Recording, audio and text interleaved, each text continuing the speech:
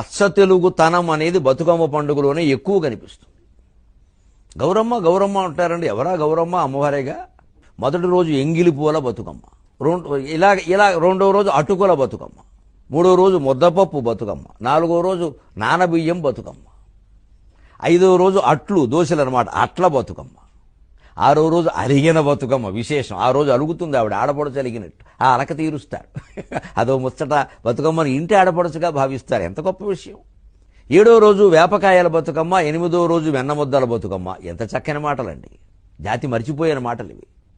తొమ్మిదో రోజు సద్దుల బతుకమ్మ. సద్దులు ఉంటారు కదా, అది సద్ది. ఆ రోజు అమ్మవారిని నీళ్ళలో సాగనంపుతూ సద్ది ఆహారం కూడా పెడతారు. బతుకమ్మ పండుగ ప్రజల్లోంచి పుట్టింది, జానపదుల్లోంచి పుట్టింది, పల్లెటూరి ప్రజల్లోంచి పుట్టింది, నిమ్మన వర్గాల్లోంచి పుట్టింది, పేదవాళ్లలోంచి పుట్టింది, బహుజనుల్లోంచి పుట్టింది. చాలా కష్టాలు పడుతున్న వాళ్ళు, ఇబ్బందులు పడుతున్న వాళ్ళు ఆ పాట రూపంలో తమ కష్టాలు చెప్పుకున్నారు అమ్మవారితో. మేము ఇలా ఉన్నామమ్మా, అలా ఉన్నాము.